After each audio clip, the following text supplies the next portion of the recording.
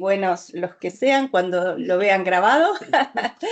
Aquí estamos desde la UPO presentando el Incasi Article Party.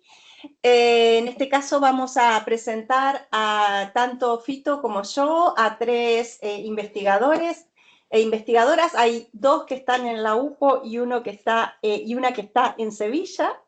Y vamos a hacer este Article Party de una presentación, ya saben, breve, va a ser de 12 minutos cada uno, y lo que vamos a hacer es ir presentando a cada una de las personas que va a tomar la palabra, ¿sí? Entonces, gracias Fito por venir a la UPO y estar con nosotros. Y también, por supuesto, Fátima, que se hayan venido. Entonces, armamos este Article Party, que como saben es una estructura de compartir publicaciones y de contar investigaciones conjuntas y proyectar investigaciones. No necesariamente en un Article Party se cuenta investigaciones compartidas o futuros artículos, sino también posibilidad de a futuro poder compartir una publicación. Por ejemplo, los estudiantes, los PhD, generalmente hablan de su tesis, pero esto no implica que uno pueda proyectar, largar esta idea y poder pensar que puede haber otra persona en otro país, en otro lugar que está estudiando lo mismo y entonces que puedan proyectar un artículo juntos, por ejemplo. Esa es una buena idea. Vamos a empezar con la primera presentación que se llama Metodología aplicada al estudio sociológico de las franquicias comerciales, el caso del Savi español, que la va a hacer Damián. Damián Mux es licenciado en Sociología por la Universidad de Mar del Plata, estudiante de doctorado en Ciencias Sociales en la Universidad de Buenos Aires y en la UPO. Está haciendo una tesis cotutelada. Tomen en cuenta también esto, tesis cotuteladas que podemos hacer entre diferentes universidades. Es becario FONSIT de un proyecto que tiene el título del impacto de los cambios en las lógicas empresariales del sector comercio sobre las condiciones laborales y de vida de los trabajadores y sobre la reconfiguración de las estructuras socioocupacionales. Y los directores son Chávez Molina en el Instituto Gino Germani y quien les habla en la Universidad Pablo de Olavide. Damián es miembro del grupo de investigación Dínamos, y Dínamos es nuestro grupo de investigación, que es Dinámicas de Desigualdad Social y Sociología Comparada. Gracias, Damián, por tu estancia y por tus contribuciones, y puedes ir cambiando. Si no te molesto, me quedo por aquí. Perfecto. Bueno, me presento, mi nombre es Damián Mux. Bueno, muy bien me ha antecedido la palabra Sandra. Un gusto poder estar aquí compartiendo este tiempo con ustedes y los conocimientos que vamos acumulando a lo largo de nuestro trabajo doctoral. Lo primero que quiero decir es que lo que venimos a presentar aquí es un disparador de un largo trabajo que venimos haciendo en el análisis de las franquicias en nuestra tesis doctoral y que aquí, en el marco de este Article Party, venimos a comentar. No hemos realizado ninguna investigación en el marco de la estancia, sino que venimos a compartir los conocimientos realizados. Eso en primer lugar. En segundo, nos parece interesante, luego de iniciar en nuestro trabajo cotutelado, ¿no?, tanto en Argentina como en España, el estudio de las franquicias, darnos cuenta de que se trata de un objeto gris de investigación, ¿no? Se trata de un objeto en el cual uno puede aproximarse desde la sociología, principalmente desde el trabajo de campo cualitativo o micro, si queremos decirlo de una manera pronta, pero a través del SABI, ¿no?, del Sistema de Administración de Balances Ibéricos, encontramos en un registro administrativo que tiene un origen de análisis económico administrativo la posibilidad de acceder a bases estandarizadas que permiten acercarnos a las franquicias de una manera que, vamos a ver, tiene muchos pliegues interesantes para desandar, ¿no? En primer lugar, vamos a... Espérate, vamos a ponerle que está aquí. Esto te está obstaculizando, creo. ¿Puedes pasarlo? Ahí está. No, con esto ya está. Ahí, con la ruedita. Entonces presentamos a las franquicias desde la sociología para entender a qué nos referimos.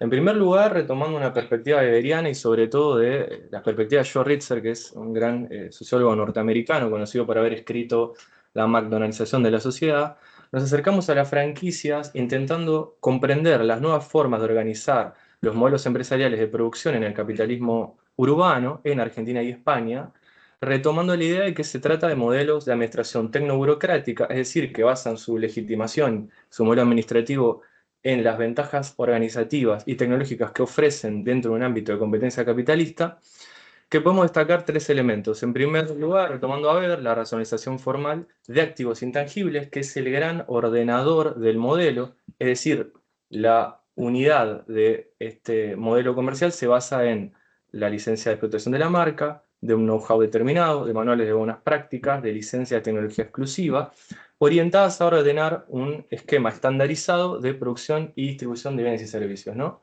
¿Cuál es la clave en términos empresariales? Que este proceso de conformación de una nueva burocracia empresaria se da con el agregado de una desvinculación patrimonial entre los participantes, ¿no? Es una relación comercial pura que se basa en la distribución desigual del riesgo empresarial. Retomando lo que señala Ulrich Beck en la sociedad del riesgo, aquí lo aplicamos a la mirada del riesgo empresarial, podemos decir que la sociedad del riesgo, la distribución de riesgos, en este caso empresariales, no anula la sociedad de clases o el conflicto, sino que lo fortalece, es decir, los riesgos empresariales se acumulan abajo, ¿no? Y es decir, trabajadores pequeños asociados a las franquicias con el nombre de franquiciados, y las marcas se reservan para sí la mayor rentabilidad o las mayores posibilidades de defensa ante casos de fraude laboral, riesgos sindicales, como por ejemplo los que están sucediendo en Starbucks, ¿no? Que están paralizando a la empresa en varios estados de Estados Unidos, por ejemplo. Luego, en lo laboral, señalando esta distribución desigual de riesgos, tenemos la categoría clásica de los Mac Jobs, ¿no? Trabajos de corta duración, de alta rotación, sin posibilidades de ascenso en general, y a través de trabajo de campo hemos descubierto que hay todo un modelo de dificultades de encuadramiento sindical al interior de la franquicia, ¿no? Que no va a ser el tema de esta publicación, pero nos parece interesante destacarlo. Luego, su centralidad en España, a través de datos sectoriales, tenemos alrededor de 1.500 marcas en España que generan alrededor de 250.000 empleos directos y tiene una facturación de más de 30.000 millones de euros. Al mismo tiempo, hay una transferencia entre franquicias de España en Argentina, vos mencionar Día, por ejemplo, y franquicias argentinas en España de menor tamaño, como podemos mencionar Habana, ¿no? Por nombrar una, algunas heladerías, etc. Avanzando, tenemos como gran activo de este trabajo la búsqueda de una estrategia metodológica que nos permita analizar desde un modo estandarizado el impacto de las franquicias en el mercado laboral español. Para esto hemos desarrollado una metodología extensa en la que primero nos acercamos a través de los datos sectoriales, es decir, los datos de la Asociación Española de Franquicias y la Asociación Europea de Franquicias, para identificar subsectores, marcas y características preponderantes en el modelo español, ¿no? A partir de allí, tomamos los 6 subsectores económicos que tienen mayor presencia y nos dirigimos a nuestro mentado SABI, ¿no?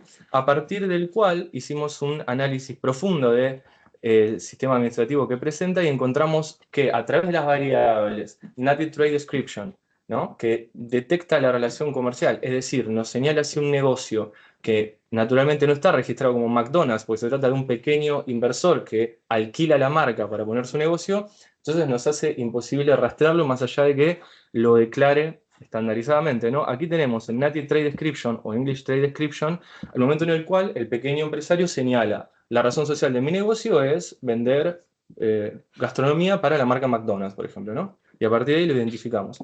Luego tenemos una variable un poco más compleja que es brand names, a partir del cual el pequeño empresario o empresario en general, activo, declara qué licencia de explotación de marca tiene esa empresa en particular, ¿no? Entonces ahí nos encontramos con que, por ejemplo, un pequeño comercio puede tener alquilada la licencia de marca de, por ejemplo, el Polvillo, que es una pequeña panadería local que está franquiciada, y a partir de ahí la podemos captar. Con un trabajo de web scraping, por ejemplo, podemos captar la lista de las marcas que son parte de la Asociación Europea de Franquicias y que se repiten en la variable brand names. Así que con eso logramos cuantificar e identificar las franquicias dentro del territorio sevillano, que fue nuestro caso de estudio original. A partir de eso, como les digo, señalamos una serie de variables clave estandarizadas. ¿Por qué las seleccionamos? Porque eran relevantes desde nuestra perspectiva de análisis, de sociología laboral en particular, pero también porque eran las que contaban con información completa y actualizada, ¿no? Esto es fundamental porque al tratarse de un registro administrativo, muchas empresas no completan la información requerida. Desde este escenario, creemos que el estudio tiene una serie de potencialidades, tanto para comprender las dinámicas laborales, la sociología laboral, económicas, ¿no? El funcionamiento de estas empresas a al interior del comercio urbano en España y en Sevilla.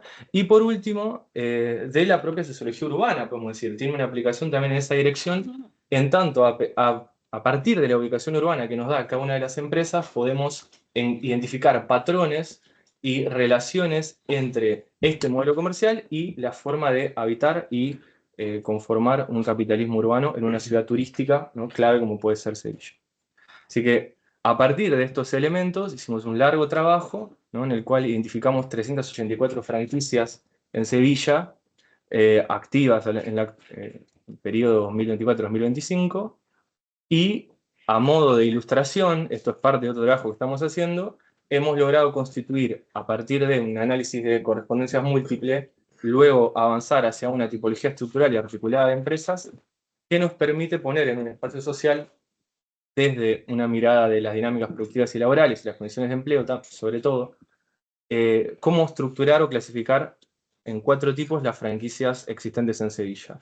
Para no ahondar y extenderme demasiado, me interesa destacar que el grupo más importante fue el de las franquicias low cost, ¿no?, que representan el modelo paradigmático de la franquicia en el siglo XXI por su característica de mínimo de inversión, mínimo de trabajadores por empleado, e incluso una relación dual entre un reparto de tareas, no solo para flexibles y múltiples para el único trabajador que tienen presente ahí, sino para el propio consumidor, ¿no? Al llegar a Barajas, por ejemplo, me encontré que Starbucks tiene modelos low cost y ya no tienen empleados, ¿no? Ya no tienen empleados. Las tareas las realiza el consumidor. Se acerca a una máquina automatizada de café, paga con su tarjeta, realiza su propio café, ¿no? Y esto es una característica fundamental de lo que Ritzer caracterizaba como McDonaldización de la producción y distribución de servicios. Sobre todo, luego tenemos grandes emprendimientos hoteleros que por su matriz de tener una gran cantidad de empleados se desligan de cierto riesgo en la gestión del empleo, franquiciando su negocio, ¿no? Y grandes restaurantes. Esas serían las principales características a destacar en este punto. ¿Y los 4 tipos nombrados? Lo que tenemos luego son las franquicias medianas competitivas, ¿no? Espera, ¿cuál eran esos que estabas hablando? ¿De qué color? Estamos mencionando las franquicias pequeñas y las low cost, que son las verdes, como lo pueden ver ahí. Y luego No lo pueden ver ahí. Lo pueden ver ahí, claro, quedó lejos. El amarillo. Luego tenemos las franquicias históricas y formalización laboral, que por un lado tienen marcas tradicionales, que son las primeras en franquiciarse y las que tienen una estructura consolidada en el modelo de franquicia, las más numerosas y clásicas. Luego tenemos unas franquicias, que son las amarillas, ¿no? Okay. Luego tenemos las franquicias medianas, que les llamamos medianas y competitivas, que son las que están intentando desarrollar un modelo escalable, ¿no? Un modelo que pueda crecer todavía más y que son relativamente nuevas, ¿no? Y que todavía tienen una relación de pequeños empleados, pero con un relativo éxito económico, ¿no? Y luego tenemos las... Esas son las rojas, ¿no? Claro, franquicias medianas competitivas, Bien. Exactamente. Y que vos ves, acá no se ve. Y luego tenemos las franquicias que ya tienen una gran escala, pero sostienen estructuras laborales intensivas, ¿no? Como mencionábamos anteriormente, esto sucede en la hostelería principalmente, y también es el otro escenario que marqué al principio como relevante. Así que bueno. Luego estuvimos trabajando, esto es preliminar, obviamente lo vamos a trabajar mucho más, en la representación visual, ¿no? La caracterización urbana de las franquicias. Tenemos aquí las franquicias ubicadas, geolocalizadas de acuerdo a la cantidad de empleados, ¿no? En el cual, naturalmente, hay una primacía absoluta de las franquicias con menos de 10 trabajadores, sobre todo, y podemos ver cómo principalmente se ubican sobre la zona centro. Había preparado más slides para sectorizar por barrios esto, pero para hacerlo corto, hago esta presentación. Están absolutamente cimentadas sobre el eje que va del centro, Nervión, Los Remedios y Triana principalmente, y podemos ver cómo las franquicias que tienen una mayor cantidad de empleados tienden a ubicarse, algunas en la zona centro, en lugares de altísima circulación y preponderancia comercial, y otras más bien tienden a orientarse hacia afuera, ¿no? Teniendo en cuenta una tecnificación del uso del espacio público y una serie de patrones que vale la pena trabajar con mayor profundidad, pero que aquí presentamos nuestro avance inicial, ¿no?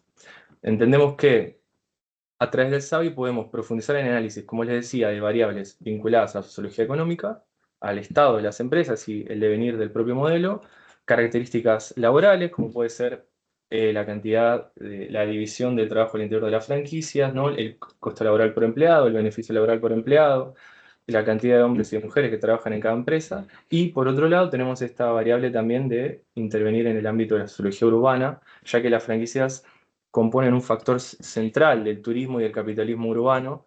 De hecho, se habla de ciudad de franquicia y de espacios absolutamente colonizados por este modelo comercial, como por ejemplo la Gran Vía en Madrid, ¿no? O el centro de la ciudad de Buenos Aires. Así que esto sería, en primer medida, nuestras aproximaciones para nuestro futuro artículo. Muchas gracias. Muchas gracias, Damián. Te dejo Fátima acá para que te presenta Fito. ¿Las preguntas para después? No, sí, la pregunta para después. Vale. Bien, bueno.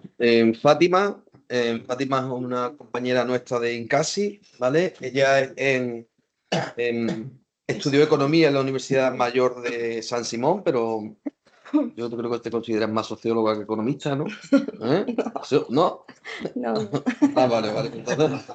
Entonces, economista, ¿vale? Economista por la Universidad Mayor de San Simón, de Cochabamba, Bolivia, ¿vale? Con maestría también en investigación económica por la Universidad de Valladolid, que matoro con tanto mate, España, ¿vale? Y del doctorado en Ciencias Sociales y Humanas en un programa conjunto de la Universidad de Gotemburgo. Sí, y la Universidad Mayor de San Simón. Universidad Mayor de San Simón, es que hay muchos acrónimos, ¿vale? Universidad Mayor de San Simón y la School of Global Studies de la Universidad de Gotemburgo, en Suecia, ¿vale? Gotemburgo, donde desarrolla su tesis sobre las trayectorias de pobreza y la interacción entre las condiciones objetivas y subjetivas a lo largo de la vida, en la región metropolitana de Cochabamba, que es de donde ella es nativa.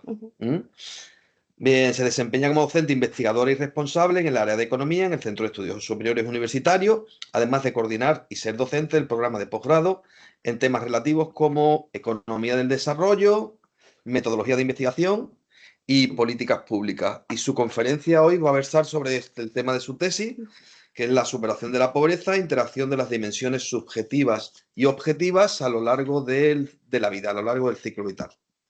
Gracias. Gracias, Fito. Bueno, muchísimas gracias por estar agradecida yo por el espacio también. Gracias, Sandra, Fito. Y bueno, pues yo procedo a explicarles un poco lo que he estado haciendo este tiempo, que tiene que ver con mi investigación doctoral, como ya lo decía Fito, que es un programa doctorado en Ciencias Sociales en la Universidad Mayor de San Simón, que es mi universidad local, con cooperación de la Universidad Sueca de Gotemburgo. No, Universidad de Gotemburgo, más bien de Suecia, al revés. Sí. Bueno, entonces les presento superación de la pobreza, interacción de condiciones objetivas y subjetivas a lo largo del curso de vida. Mi tutor es Jorge Miguel, que lo conoce.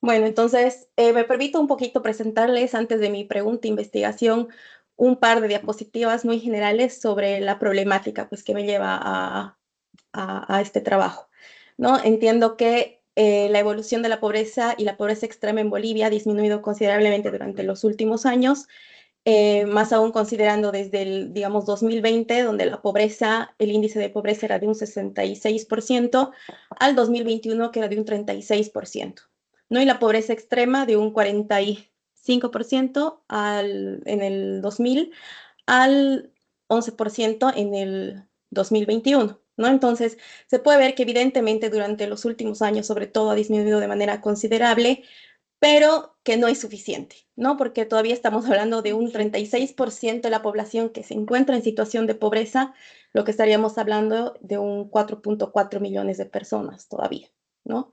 Y bueno, a pesar de una época de bonanza que hemos pasado durante los últimos años, no hemos podido todavía reducir de manera comparativa la incidencia de pobreza en Bolivia respecto a otros países en América Latina, ¿no? En este otro cuadrito que les muestro aquí, que aquí no logro ver bien los porcentajes que están pequeños, pero que se puede ver sí que todavía Bolivia presenta indicadores de pobreza y pobreza extrema de los más altos de toda la región.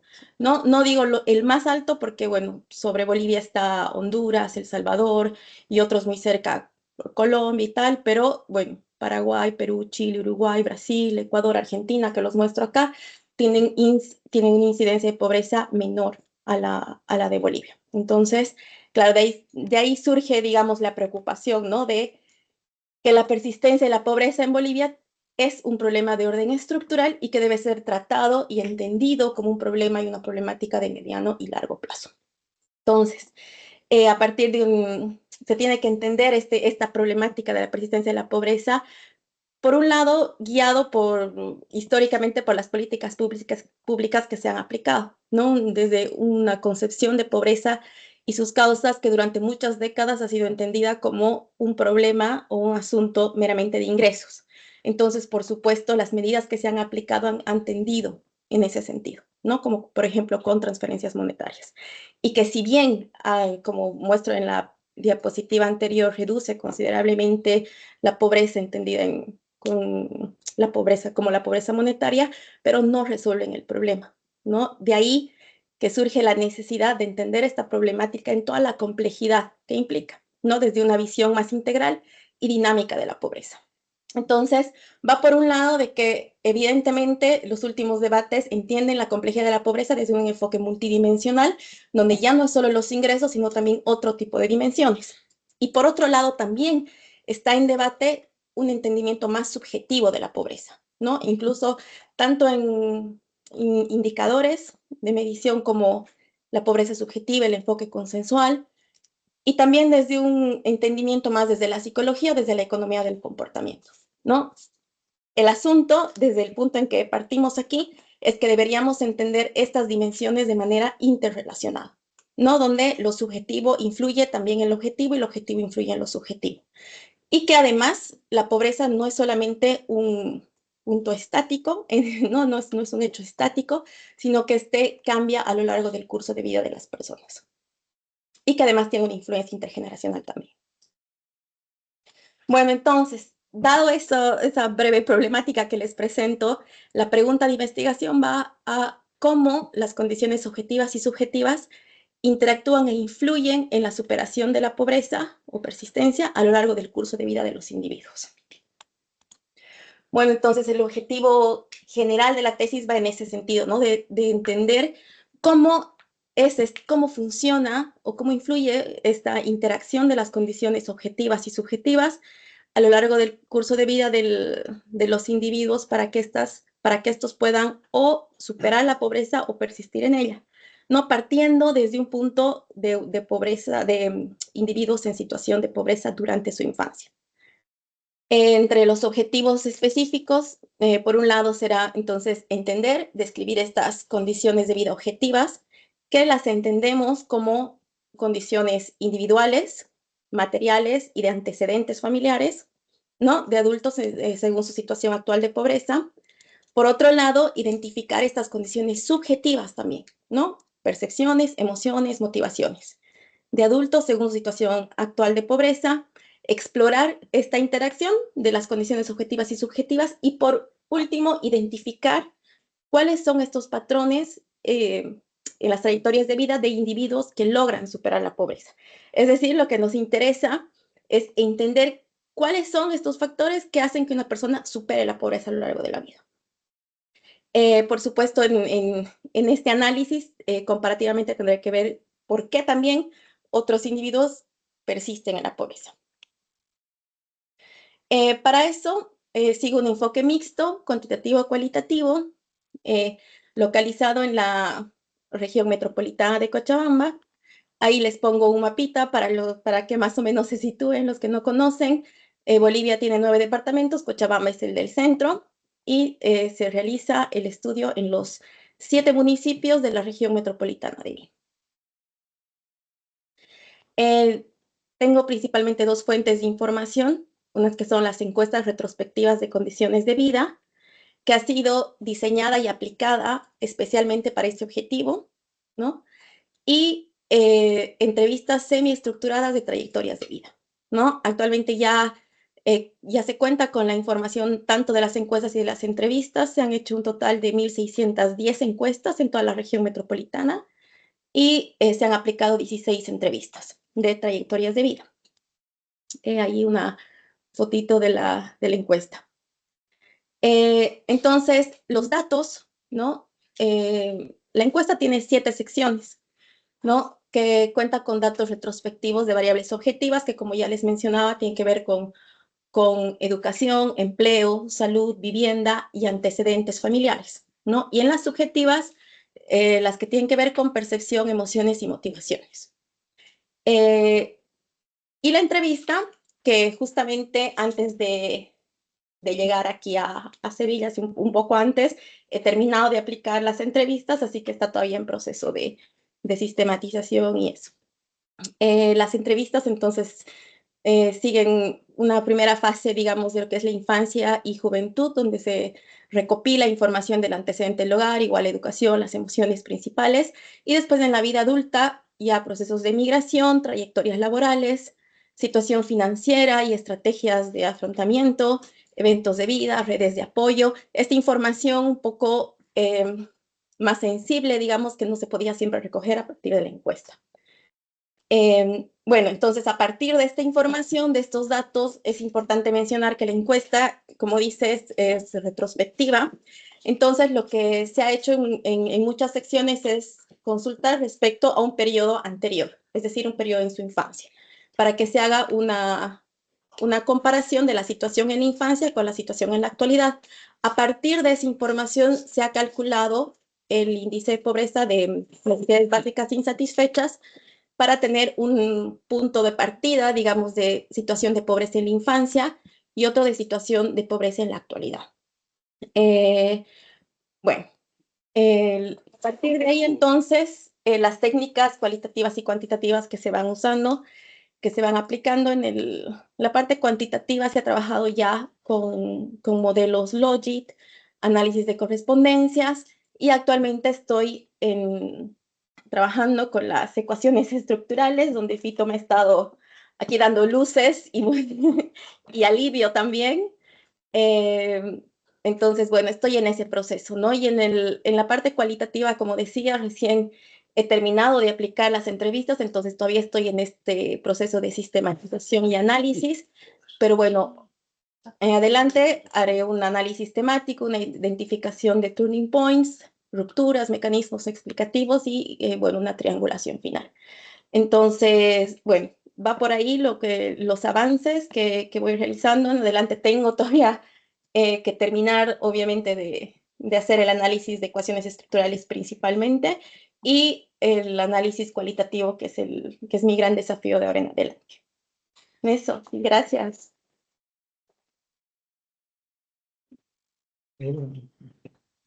Muchas gracias, Fátima. Muy amable. Ya vimos a la gente de Bolivia que te está mirando. Le cambiaste.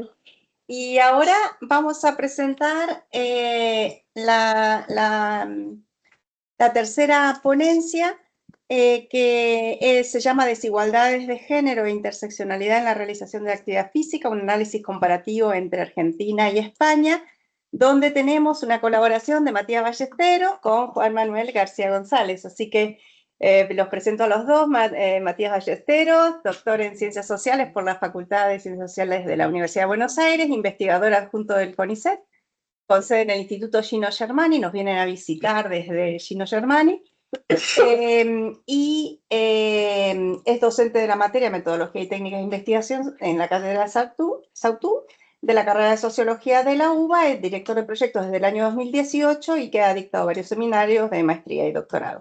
Por otro lado, Juan Manuel García González, doctor por la UNED, es catedrático de nuestra casa, de la UPO, dirige el grupo de investigación, Demografía e Investigación Social, Demografía e Investigación Social en Salud, y es director de la Cátedra Cruz Roja en estudios sobre soledad no deseada. Muchas gracias, Juanma, también por estar aquí.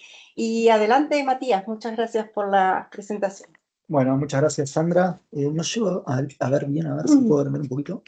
Sí, podés, eso, sí. Dame que yo te ayudo y vamos a hacerlo así para que para que puedas verlo. Dale, gracias.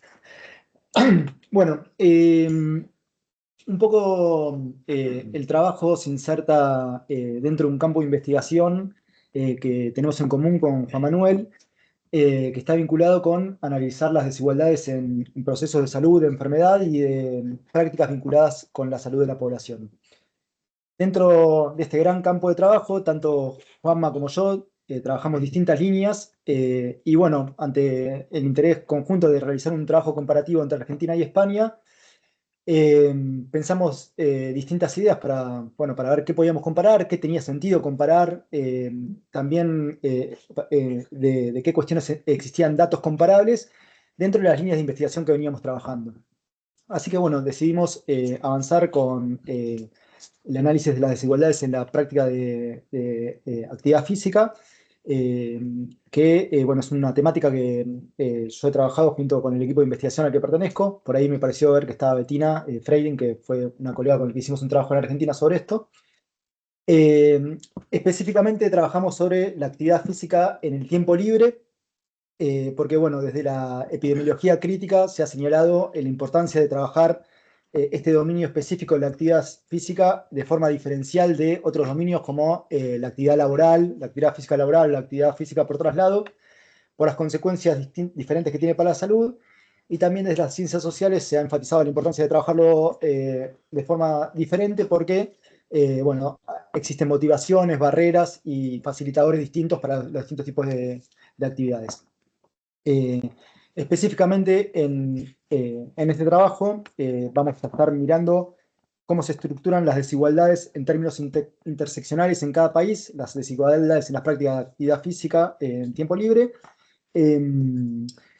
y prestando particular atención cómo las desigualdades de género se modifican, es decir, se acentúan o se atenúan teniendo en cuenta otras variables independientes. Vamos a mirarlo esto diferenciado por cada país, pero además vamos a mirarlo de forma comparativa, viendo si existen similares patrones en las desigualdades entre ambos países y también vamos a mirar las magnitudes de estas desigualdades. Bueno, el trabajo está basado en fuentes estadísticas secundarias y trabajamos con análisis variado y con un análisis multivariado a partir de regresiones logísticas binarias. Sobre esta parte de la metodología voy a profundizar un poquito en la siguiente filmina. No, ahí me pasé. Una más. Ahí está. No, ahí está. Bueno, trabajamos con dos encuestas nacionales que son muestras probabilísticas tanto para Argentina como para España. La diferencia que para Argentina es solamente de las zonas urbanas, para España es de toda España. Si bien esto es una limitación para el análisis, en Argentina más del 90% de la población es urbana, entonces bueno, no es una limitación tan grande. Trabajamos con la encuesta nacional de nutrición y salud de Argentina y con la encuesta de salud de España. Trabajamos en Argentina nosotros habíamos trabajado con otra encuesta, pero por las características que tenía la variable dependiente, no la hacía comparable con cómo estaba preguntado en la encuesta de salud de España, por eso decidimos trabajar con esta encuesta de Argentina. Realizamos un recorte de la población de 18 años y más, y la variable dependiente que construimos es si la población realizó actividad física durante el tiempo libre en la última semana, sí o no.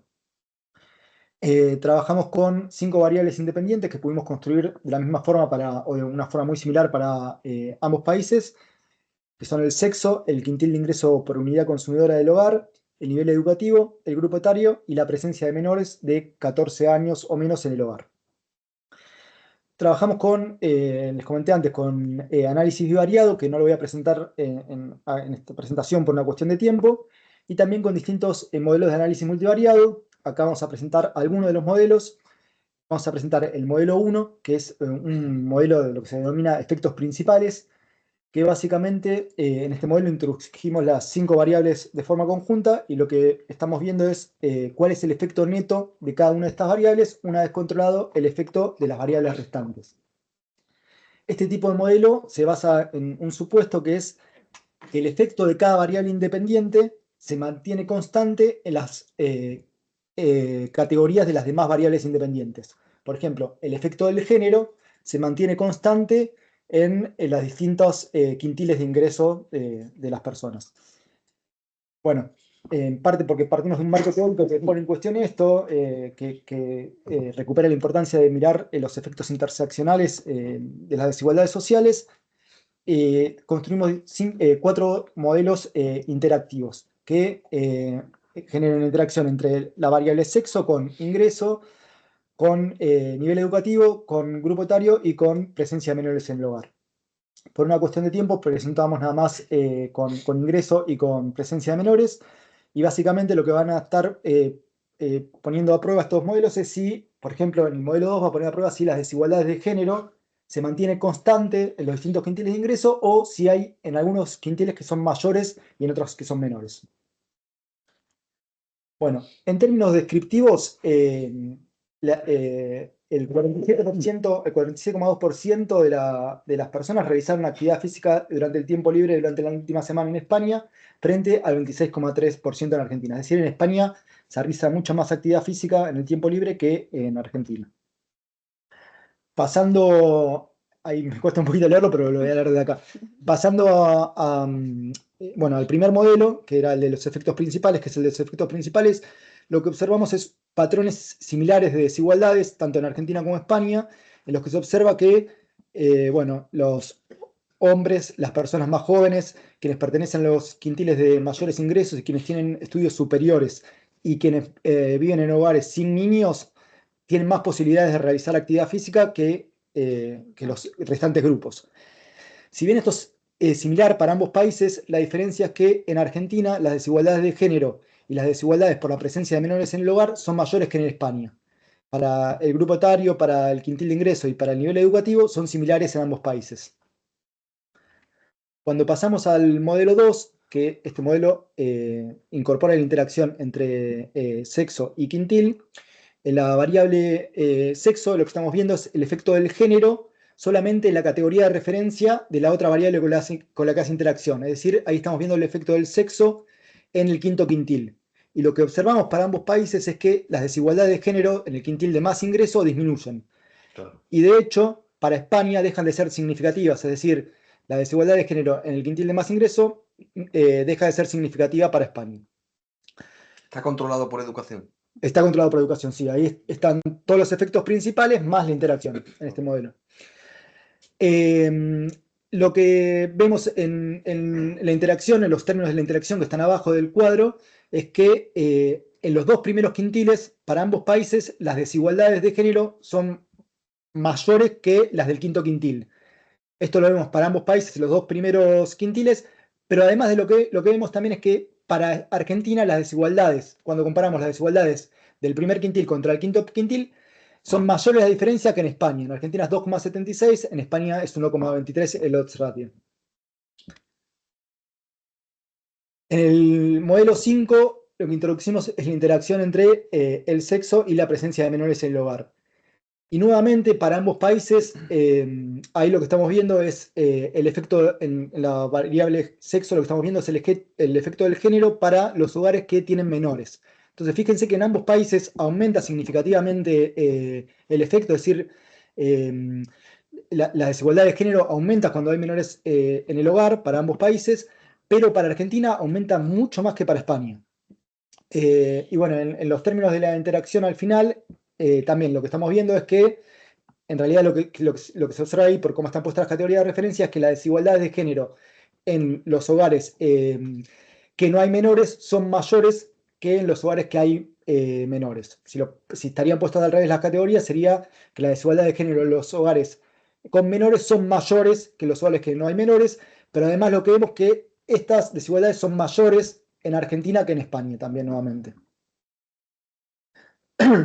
Bueno, para ir cerrando, en primer lugar, nada, aclarar que este es un primer acercamiento que tenemos hacia los datos, los empezamos a trabajar hace relativamente poco tiempo.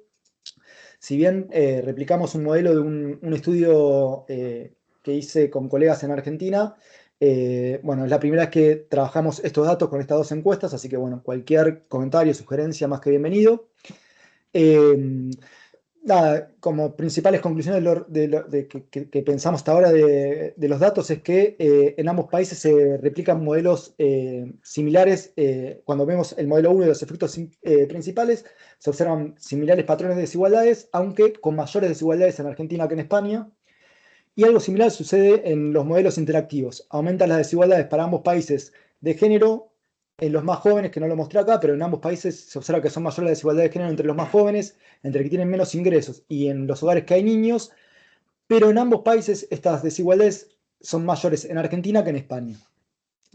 Bueno, más en términos teóricos, pensamos que el estudio da cuenta de la importancia de abordar la interseccionalidad entre el género con la posición socioeconómica, el ciclo de vida y algunas características del hogar para pensar las desigualdades sociales en general y en particular para pensar las desigualdades en salud.